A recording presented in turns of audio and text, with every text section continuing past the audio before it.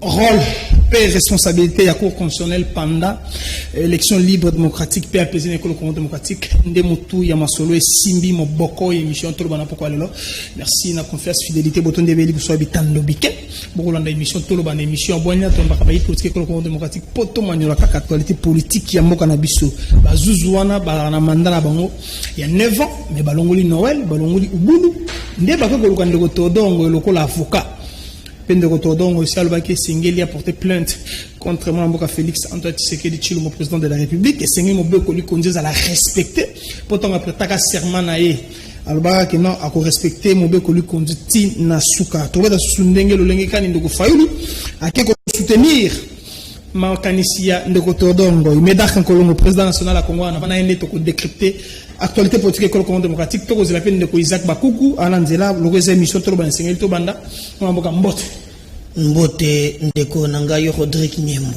population à Kolanda biso Singeli to monyola vraiment na bo solo na bo kebi actualité politique école Congo démocratique opération Sukula Ipen ngana mituninga mwana makala mukoni ba on s'appelle chaussée à Kimonza ndeko ngobila oka Sukula Ipen ko Sukula ta chaussée Kimonza pete nga mwana makala ngade coordonnateur ya bilengene so makala mais donc kolongo to manyola actualité politique école Congo démocratique rôle et responsabilité cour constitutionnelle Singeli zanango pendant élection l'école démocratique libre et apaisée démocratique. Mais qui a peine le banane on a commis tout na gouverneur Otozanaye yo na kala monto banda yo côté là ce que je ne sais pas mon goza décilelo na biso tato eli ki chasate aile magamone musus okondi mate yo mona mukambi atele malo bage oya lingi magambulanga te agenda kosala mukili na ye wala dirigeant gouverneur de la ville aya kangizandu tanto tongi ba wenze pirate ye moko okomona ke l'idéal les athées où en sommes-nous aujourd'hui na kini bopeto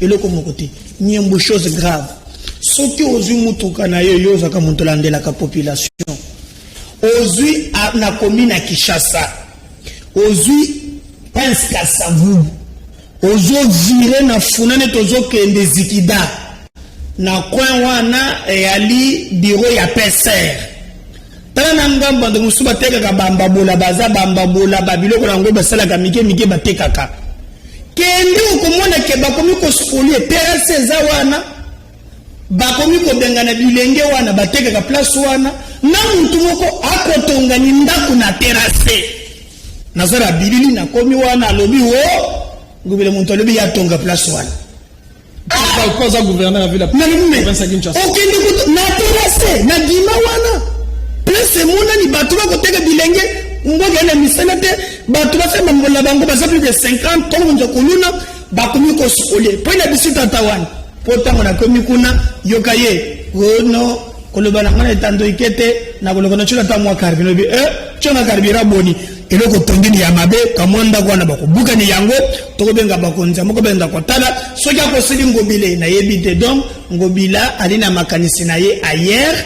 Donc makambo Kinshasa sokola yipena kwa sokola oh yoza na magala yo sokola magala donc abosan d'abord yemo ko kini bopeto opération ki bopeto sans suite population comprend c'est le lenge nini il a fallu céder il faut botuna ye budget akine bopeto ezalaka combien dire na yango faisabilité et comme ya boni donc il faut oublier motowana to bundaki Kimbuta akende malheureusement c'est du Kimbuta bis et aussi l'inefficacité de l'Assemblée provinciale. Maman il veut pas une liberté provisoire. Au moment où na bakuke bisayo kozombongo ya ba Congolais ko pesa balanga ndembole au sommet on veut la batoma il veut te père Patrick ozong le loto sugi ni wapi et en entre-temps a otokolo banayo passe continue Mboka, on ne comprend absolument rien. Nous pensons que Kinshasa ils ont mérité mieux, mais aussi l'Assemblée provinciale de Kinshasa, rôle Nayango, parce que si Ngobila ne travaille pas correctement, il y a une responsabilité à ma député. Il y a la makambo ya chaussée na yo qui moins zekuna, mais vous avez élu des députés. Oh bah ça n'a droit que le la sous wapi. Omugo bisanga ka taba bisu Ngobila ya ka le sous kunate. C'est une assemblée où tu calmes vraiment kakandengo ko mona wana. C'est un problème, il y a leadership na tête au niveau Assemblée nationale et Assemblée provinciale à Kinshasa. On contrôle. Oui, mais bango subjectif. Suba moningo bagobenga ngobele yaka. Yebisa biso. Nani kambotel. Tongo na clarté mais au moment ngote. Donc c'est pour vous dire que nos responsabilités à partager. Si ne travaillent pas bien, ce que non, ensemble coexistait, ensemble kotaba cop, ensemble makambo comme bele. On a déploré makambo ya san ngai na to bandeko le bela aw pour na makambo ya zando. Mais ngobe la changé pas UP à Bédachou. On est parti où? Et les Congolais, les Timons souffrent. Au moins, les Libanais des Congo, ils sont millionnaires, milliardaires. Dis-nous, Moko. Occupé jeunesse, la bisote, l'oleng et mais d'ailleurs, les politiques, ça fait moi passer.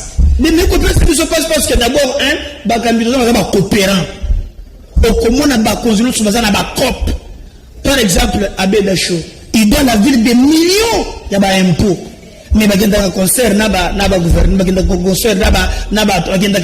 c'est devenu que la ville est sous pilotage automatique et nous pensons que si les députés et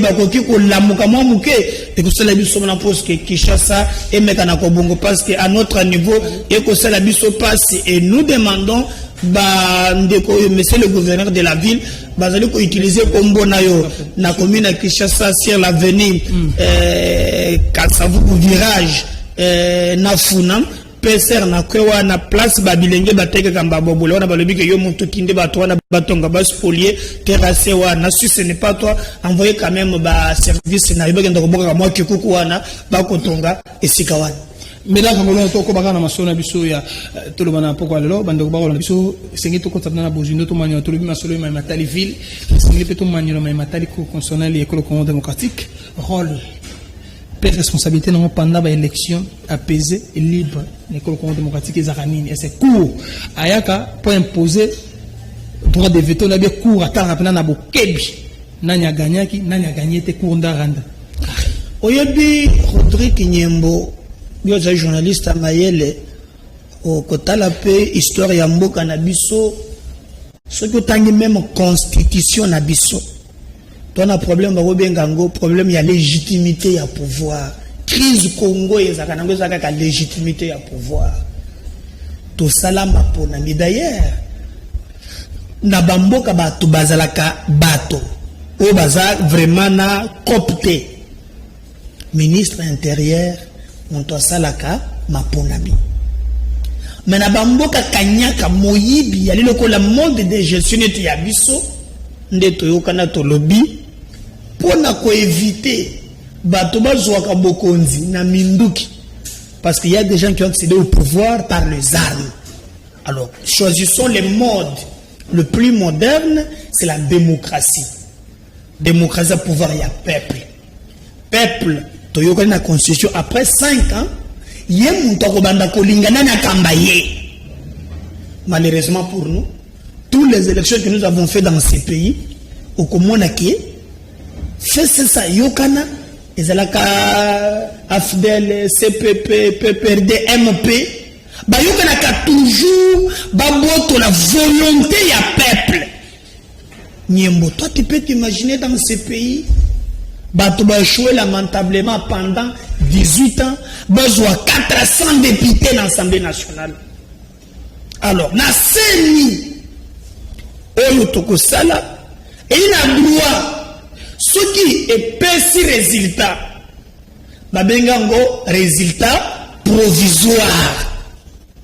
Ce qui tokamati sikoyo ba résultat wana elina ku oyo erandaka na dernier ressort pour yebake oza eli yasuka c'est la cour constitutionnelle donc ezali cour moko monene cour wana ezaka na maponamite cour wana bapesa ngo pe ndingisaka ekoki kosambisa premier ministre ekoki pe kosambisa président de la république eli cour monene yango mona quand même ata désignation ya ba membre na yango esala makana masanote ni sat bauta ka Assemblée nationale ni sat bauta ka na président de la république ni sat bauta ka na conseil supérieur ya magistrature balaka na mandat na bango ya 9 ans après chaque 3 ans ba la tirage de son ndenge et yebani.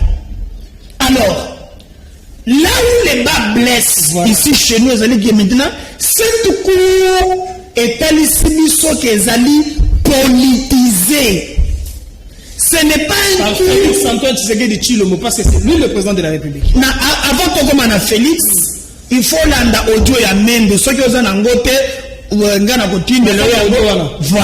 C'est Mende qui nous montre clairement. Kabila Bengani Yena Kingakatsi, a Gangeliye, Ndengenini, Batunaye, Bako Kendeko Satake na ba juge pro Kabila 5. Est-ce que vous comprenez? 5. Alors, lorsque le juge devient pro, Médard n'est pas dans la logique de dire que le juge va la pro Tshisekedi, pro Kabila, pro Nyembo. Non, c'est la justice qui élève une nation. Justice sénégalaise à la indépendance. Maintenant, bandeko ya FCC, commissaire COP. Yango mona. Là où les bas blessent, et si Katata Modeko le Congo démocratique a révoqué Ndeko Boulou, Nandeko Noël. Bon, on va vivre 600 mandats là-bas, on te parle mandat 9 ans. Il y a un moment où il faut soutenir le Todor Mboy. Non, avant de moi, soutenir parce que le Todor Mboy a porté plainte contre Tata Modeko le Congo démocratique parce qu'il a violé la Constitution. On dit Todor Ngana Ebi, c'est 100 lignes. Hein? 100 lignes. D'abord, vous dites avant de commencer à Makambo, il faut le commun à Keno, mandat Bangali à 9 ans. Toza na mboka na biso na baka ya jurisprudence mvundwa we azala ki pe nommé pour ne me mandat na ye silate andimano ne cour de cassation ake cour de cassation. Donc elle est allée siki mutu pe ko yoza na cour wana mandat na ye silite parce qu'il fallait pas longo par démission par makambo zebele démission voilà des mais tout moni que non Vundowe a kena de cassation. Le que non, c'était par consensus, Bayokanaki, ils l'ont poussé à la démission. Ok. Namoya lelo, il faut aussi oyeba que bandeko mibale bazolo bawana, bazali bandeko bazala ka proposer na conseil supérieur ya magistrature. Et ce conseil de supérieur magistrature a retiré Bango. Voilà. Maintenant, là où il y a la politique, c'est là, et c'est Kawan. Parce que mon collègue Maka Bango, Félix Mouton nommé Bango Boyete, non. Conseil supérieur magistrature Mouton proposé Bakongo na Bango, même le conseil Azul Mukanda a entériné, la CENI. CENI Ezalaka, la confession religieuse, ba votaka yango. Après, l'Assemblée ne fait qu'entériner. Donc le président vient à la fin pour la proposition au Conseil supérieur et magistrature. Et même ceux qui Ezali, bandeko et sengeli comme la Conseil supérieur et magistrature. Ngai naza ote pour défendre violation de la Constitution. Je dis non, mais droit, c'est la procédure. Ça c'est bébé. Il y a l'aspect politique. Parce que les informations à ma possession, Bazuzi wana, Babandaki Kobongama, Poba Kende, Bandeko Yanifeste Babengi Bango, Balobi, Bozo Mona Teke Ronsar Malonda, Ndeko Tshisekedi a bloqué Biso. Biso peut faut tout le keloko ya ko bloquer ango, pour tout ça là chantage. Tout le banaye boy. Soki, Olindi, Bazuzi Oyo, Baleka, Yopenjima, Ronsar Malonda. Donc il faut chantage, sachant bien que Bazan le Kambouya, congrès. C'est là où il y a les calculs politiques. Et dans la révélation, après, j'apprends, Nayoki. Je mets d'abord entre parmi, Balobi, passer au Daniel Kawata. Oyo azalaka na Azarias na makambo moko boye eza ko finga teme azalaka na moi défaut un colon de montagne ça la bon point référence na yango c'est un homme de Dieu azana église na lingua la awa ndeye wana nako yoka soki solo soki vrai ngala zi soki no kilika mona beleli na ye wana bakomi ko préparer pour remplacer Ronsar Malonda nde cartouche nde nako yoka na ya FCC. Est-ce que solo n'a pas confirmé à Wateme Basource Nangaï ni Bayebisingaï Bongo? Alors, le problème est à ce niveau-là. Il faut bloquer Bazouziwana pour que ça les marquer en contrepartie, va négocier. On sort n'a pas juge à coup constitutionnel. Voilà. Ce que le PP Singaï passe. Otangi likambo ya Martin Fayulu. Mais Martin Fayulu est allé seulement soutenir des marches ya bandeko. Oh, bah, juge, on va léser, bah, estimé, bah, léser, bah, on va en mandat, bah, on 9 ans, et s'il était, bah, révoqué, bah, 1. Il y a mis balé. Bon, bah, quand il va bien, tout le cas, avocat, on est Théodore, on va bien, Sengeli, bah, déposer plainte, parce que c'est quoi, il y a Théodore. Il y a la constitution, il y a Théodore, Zalagaka, Naba, Madame, il a fait cesser. On m'a ramené Chubol. Non, Zalagaka. Théodore Ngoy. Pour ça fait cesser. Et puis, Nyembo, le Belagabato, na mono komi kotika, on dit que si les lots, na mona ki image dans les réseaux sociaux balobi ke mwana mwasi oyo alakisaki alobaki ke ngazo confirmer te ke abotaka na ntambo mwamba obi ke mwana mwasi ni baba kangisi niye na mwana na kubona ba association ya basite mwana mwasi wana oyo ni bakangisa balobaki ke no mwana oyo na bon oyo nsamumba zwaki ni ye ayaki na ye awa atani manima et puis si vous tenez mwana wana nyimbo tala bien mwana wana na mwana na lobelo kote tala elo na confirmer na lobi ke na confirmer pe est-ce que na bien confirmer te mais tala na mbongi na ye tala ya pepe ntango mwamba nga na confirmer te moi si muntu alobaki olo ba conditionnel mais so tali elongi ya mwana otali pepe so ba bendi yango ntango mwamba eloko zangi ka libandi tali photo tali banga donc otemoni keno eloko libandi mutu ezanyi mais mwana mwasi ne j'aurais appris kazana boloko boko na belango na TV te binoka mimi chibona nde mwasi bomona ki me wana za mwasi te pour moi que makambo ni ya FCC ya lipas. Mais là, ce qui fait très mal maintenant aujourd'hui. Théodore, il y a l'ini kaka, monto kaka, il y a makambuni ya FCC.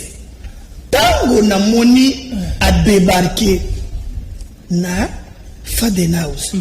Biganga na zonji mati. Babisinga akiti. On dit ya botika baje na te fela kwamba mtu ya ada balé na FCC. Oh, akiti. D'ailleurs, je te fais une révélation.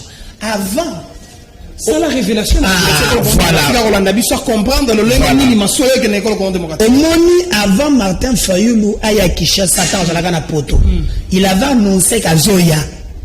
Si vous constatez beaucoup de gens qui ont ayakate, bah reporter ko yana ye. Alors que mobilisation bandaki déjà au Salem. Nazala kana ba information que non, il y a déjà des contacts très avancés entre FCC va contacter Ndeko Fayulu.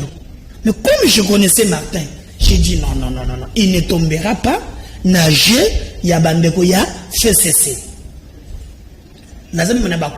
Parce que moi ici je ne vais pas fragiliser Martin pour ne jouer j'ai à Kabila T. Parce que Kabila nous attend là. Tout le monde peut biso après le jeu naïe. Mais moi ici je suis en train de dire à Martin que si Martin prend l'option, il y a soutenir Bandeko Andeng as option. Alors mais c'est automatique, Félix tombe, c'est Alexis Tamomaki. Martin tangoye ba contact ba na FCC ça na poto à reporter na ça na ba kombi to ba solola ke na bango tutu on ne vient pas na bi ke na za na logique te ko fragiliser yé. Comprendre dans la logique en faisait mais on va na yebisi ba na mboka ba yeba ke ba contact on salama tango Martin a reporté que ko ya na pour la première fois na bando ya FCC c'est ce qui a fait même pour moni likambo ya ba juge menda lela ki kabila gangile ki na kinga kati c'est question de vie ou de mort nde bakamati ba bisana ngo Martin comment na Sainte-Thérèse il avait dit ça na podium tangazo il avait même likambo ba juge bazuzi oyo batu akabila muni ekoki te bali wane le kaki na ndenge alwenge esengeni shikoyo batinda ni muntu shikoya kitamalamu Martin ayako oui bien en politique la politique tient le juridique en état la suite logique y a Martin je ne sais pas s'il a compris nous avons ici l'article parce que basé dans le schéma constitutionnel que nous respectons nous tous l'article 75 Rodrigue Yoka. Alinéa combien? Premier. En cas de vacances, pour cause de décès, de démission ou pour toute cause d'empêchement définitif, les fonctions du président de la République, à l'exception de celles mentionnées aux articles 78, 81 et 82, sont provisoirement exercées par le président du Sénat. Yo kamutambo mboa si mboa. On comprend? Donc, la logique, il y a Martin Fayulu. Si Ayambi te dit, oh, Théodore, Batelegine, Likambo et Bandaka na Janine Mabunda Kanisa. Mbono tisinde ko tsena zalaka libanda ya mboka, Mabunda lobaka, tokoyuko risqué, na calculer ba haute trahison. Pépin Tambo Mwamba, yepa lobaka ngo, a sonné pour makambo ya ta diligence. Souvenez Kabunda Bima, ça côté même Kabunda poste là na parlement. Donc, c'est na moya lelo bazo regretter, ba comprendre que le lenge makambo konde, ndenge babuma ba yimba Congo, ndenge komi ko kangani kanga bango faut récupérer pouvoir na mobimba na bango. Alors il faut chercher un schéma parce que souvenez-vous, tango marche à Rosar et Salamaka, comment ça n'a été? Tomona la muka bimaka, kasha bimaka. Augustin avait fait une déclaration de la Mouka Bazaba de Konabiso, Babomabiso, le Kola Bato, il a fait cesser, tout mon appel, Martin n'a pas le bateau que non, je pardonne, je me projette, dans fait cesser le lobby, Bato Soba Yukali, donc on t'a Kingaka, tout divisé Bago. Ndebake Nangambu ya Martin. Alors, ceux qui ont moni, si, selon la Constitution, si le président n'est pas là, Ntambo Mwamba a commis président et il a l'obligation d'organiser les élections 2 mois fois 2 dans le 4 mois. Or, na état actuel, Béré a Seni, Nano Batiango en place. Dans le 4 mois, il fait la constitution. Non, mais écoutez d'abord, avant de modifier, mais il doit organiser les élections. Constitution peut essayer 2 ou 4 mois tout au plus.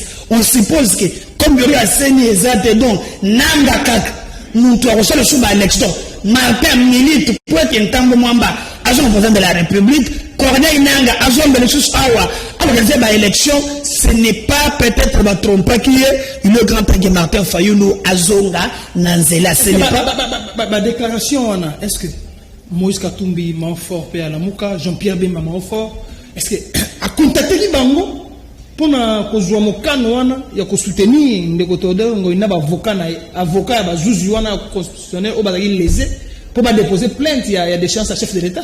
Mon ajout moi d'ailleurs na ba réaction et belé ba réagir, juste par exemple Francis Azali porte-parole ya Katumbi, il a dit makambo de talibé Moïse talikabe Fayulu yemu ko etali la mokate ba nini leke mais là où les bas blessent. Yo ngana mona kike mata ko bunga mo mokena ko senga zonga na nzela tango na moni ayena plan de sortie de crise mais c'est assez ni ba réforme ça va se yemo ba bosani yango aka mata pesa moto kende ko pressure apesi lisanga bonga to lisanga bonga salini mona mboka lisanga bonga osala sensibilisation campagne bana na yo bazoko modèle na TV ba Congolais belé ba s'identifier kana yo mboka batongango na valeur. La République n'est pas autour des ventes. Sotoni Congolais lambda lisanga bonganga Roger Lumbal Basile Olongo ceux qui tozana bana bamboka ya bien bakole katana médiaté bana na biso bakotala bango na TVT pour l'image de la jeunesse ba commissaire politique top mutu oyo vina bango kaka boy nde mutu ye wana Martin monte Martin c'est la bonganga nde mutu muni penza or lisanga est égal à boy donc Martin a koluka déjà vu à Brigil pour ce muni sayo koluto ali misaga via wana alors ce qui Martin pessier na biso mutu mususu ebande mabe. Donc, bateau oyo, il y a kozwa, d'après plan de sortie d'église. Non. Ça montre à quel niveau, et c'est pas le côté là qui est. Mais il est grand temps. On n'a pas besoin, il y a l'élo, il y a quoi affaiblir, parce que ceux qui sont bandits, qui sont entretués, ton côté n'a j'ai place Kabila, Azerela Kabiso. C'est que j'ai dit, j'ai beaucoup de révélations, c'est ma Kamubazo, ça là. Mais j'ai. Mesdames Angolongo. Au Tiki déjà d'offre votre n'a pas cité, il y a beaucoup de révélations pour l'intérieur il y a peuple na biso mais il y a ça ba révélation ça permet pe développement accroissement de la République démocratique du Congo la makala na ibo ki pangote ngobila okipa makala te ndoko il y a ba révélation ndoko ba yo ka moi mboka na koyebisa yo Médard Kakolongo président ya Congo en avant biso yebi duta yo mutu za mutu nanga solo ndezalaka credo na biso. Donc, dans le lobby, dans les cas actuels, ne faisons pas les gens FCC. Comment donc s'affaiblir Bissomoko?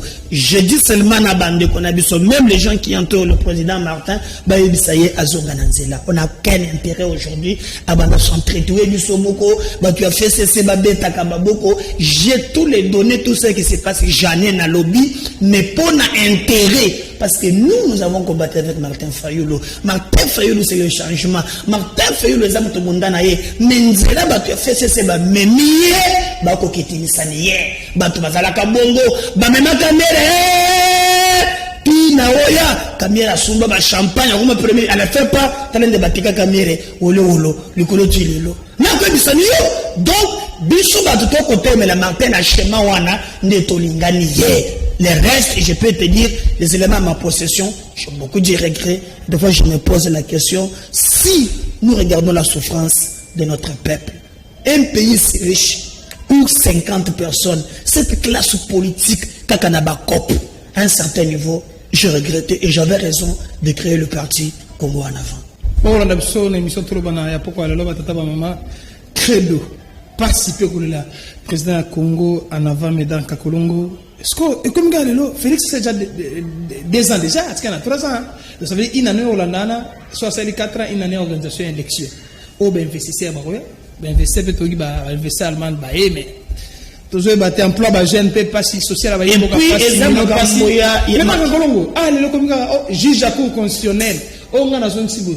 Mais que l'intérêt de la population, mais la population démocratique, à l'est de Niembo. À l'est, les Codeco, Bakoti na ville, accompagné na ba FARDC, na moni ba soda, aner bazagari so, o mubambe, o mufunga Nyembo, o mukamate, même sur la mer.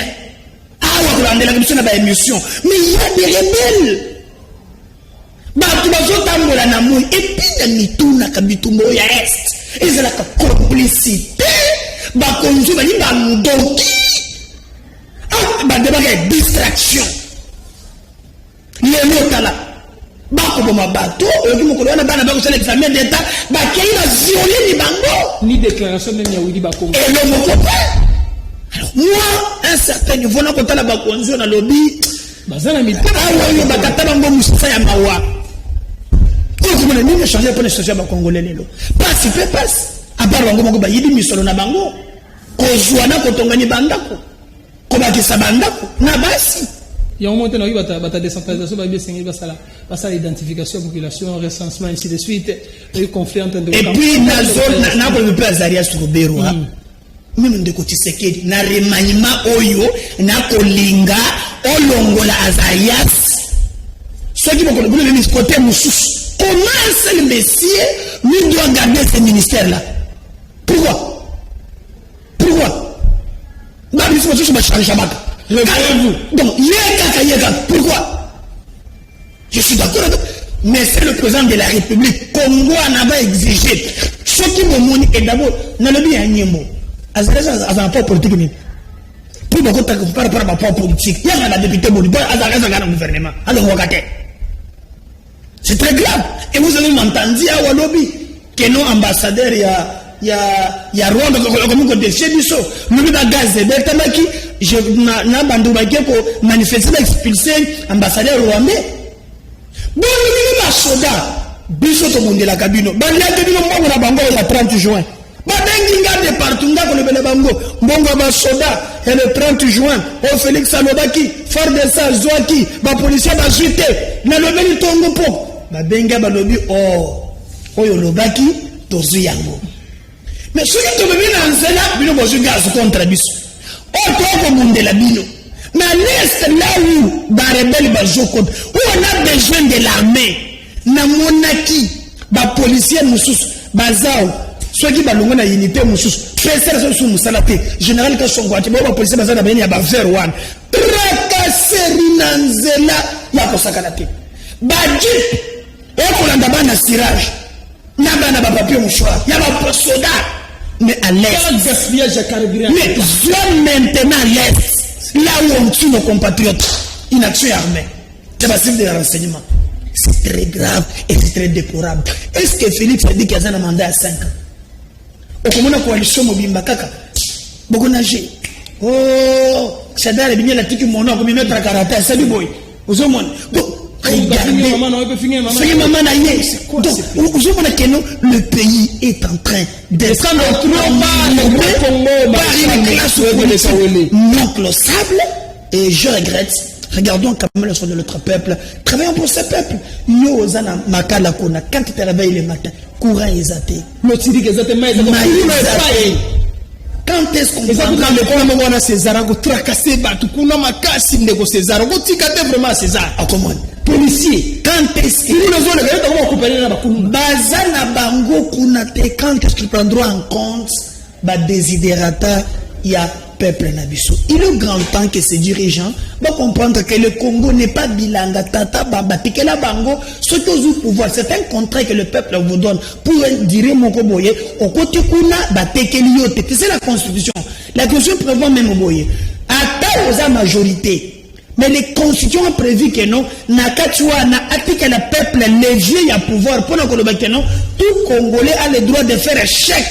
Na bati pour mon Koboye, donc ce Congo est milanga na bango. Et nous demandons au président de la République de prendre courage pour que Makambo kende ndenge esengeli. Bisoto saliwa ki to monaki quand même que non, abanda ki moi Makambo ya bien ce qui concerne la justice, ne to moni lali ki lelo et lali, on n'en parle pas. Comme par exemple, les Cambouya patience, ça y est, tu as fait cesser, protéger l'équipe Mobeko, na waje frem, babenga balobi que non, non seulement que baloba kangaye, mais yekuna a commis comme ça la promotion, mon toisa n'a pas un niveau tembala, mon directeur, donc mboka dans l'envers, et les fonctionnaires restent qu'on puisse toujours dans la misère. Mais c'est Félix Tshisekedi a déterminé à Panzalia soit à l'intérêt à Congo.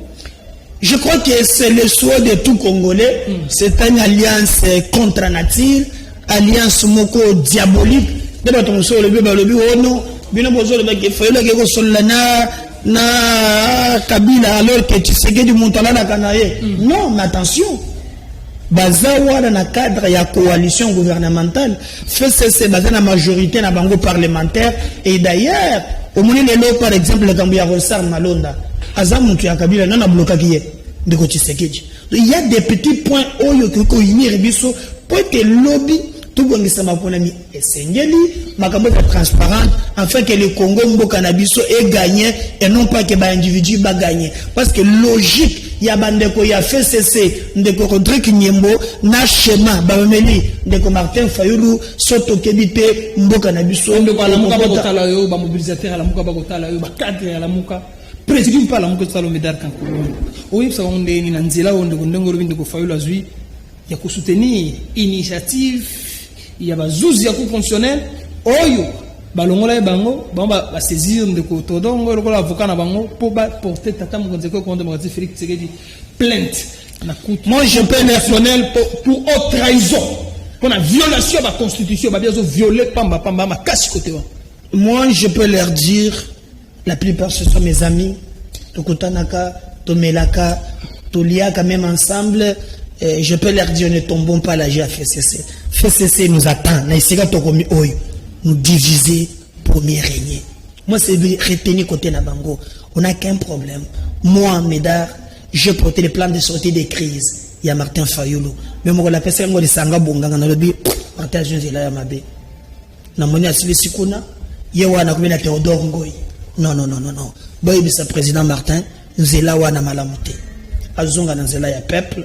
Totala la réforme ya Malonga ou ya Lobaki to bongesa mapona ya 2023 pote mokoloko ya Mbangai na plateau na yo awa Nyembo atana kozalaka eli to auto solaka pe développement ya Congo to zangalo to fanda kaka magambo vérité désir moi nanga krinovelo ka ngomi ko benga ngo vérité désirine donc tellement que elle qui trop ezongi prenons quand même le temps ya kota la Congo na ba Congolais et qu'on peut se passe eko ngaza na commune Kinshasa kuluna ezongi blague akosakana te banzela ekufi puis moi la avenue du marché sous otezikida et même na ville nzela wana bakubwa kata mabanga eloko mokote nze kuli Kinshasa elali bakiri bakamati école kabinda plateau na commune Kinshasa école ngobela tche wenze wana ezima kenzambe kilusa mnangai wenze wana ekufi.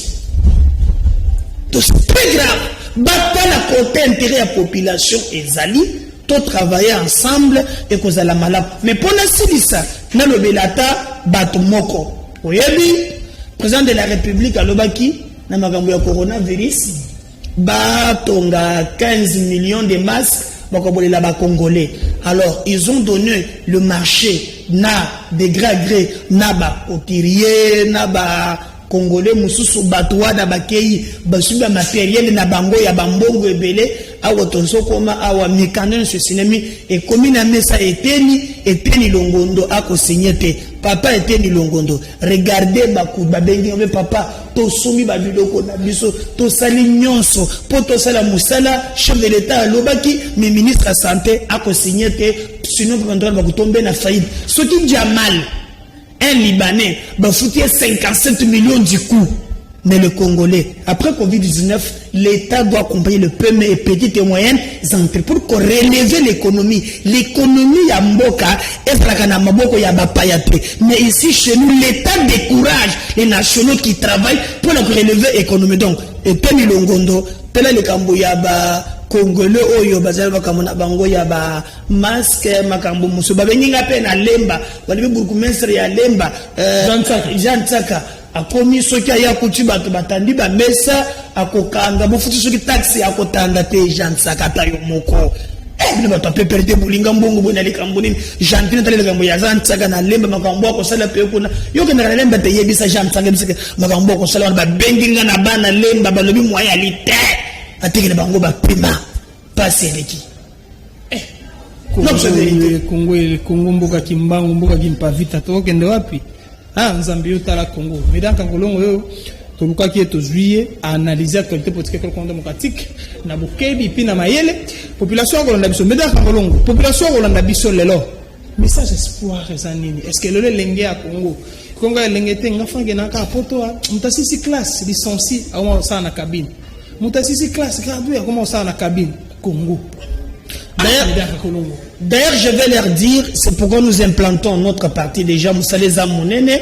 Et beaucoup de gens nous écrivent pour demander, écrivez-nous, na plus 240 de Tolobaka, 89 87 76 041 089 87 76 041. Nous arriverons même sur WhatsApp partout aux alliés. Les Congo de demain, c'est nous. Espoir ya Congo et Zali. Nous demandons clairement na Ndekonabiso président Martin Fayulu, toujours dans le schéma du peuple, travaillons pour le Congo de demain, c'est nous. Merci Nabilon Souzaï de l'Oli Bakola Namasogun Mingi émission Touloban émission Boigna Tombaki Mouamboka Meda Kolongo président national ya Congo en avant. To analyser, to décrypter l'actualité politique et le Congo démocratique nabo sembo pen nabo kebi rôle et responsabilité constitutionnelle pendant élection apaisée libre et démocratique to BTP c'était une initiative ya Mouamboka Martin Fayulu Madidi oyo akeko soutenir initiative ya Zuzu Babale ou Boulouna Noël au bazaki révoqué na cour constitutionnelle patata mo Congo démocratique Félix Antoine Tshisekedi Tshilombo nde mwana mboka meta Kangolonga bi nzela ya Martin Fayulu wana yango te sengeli ya zonga na raison est-ce que ya consultaka ndeko Bemba consultaki ndeko Moïse Katumbi consultaki ndeko Mozutu pose initiative wana parce que bana kati ya la muka sengeli présidium bavanda tango likanisi moko eyeye soki bosebelo merci beaucoup na meka moka merci na Mbia Mavinga merci na Serge Kwilu merci na bino banso kimi en kolo na bota mabino na lisanga na boyoka ni nde Kongo komata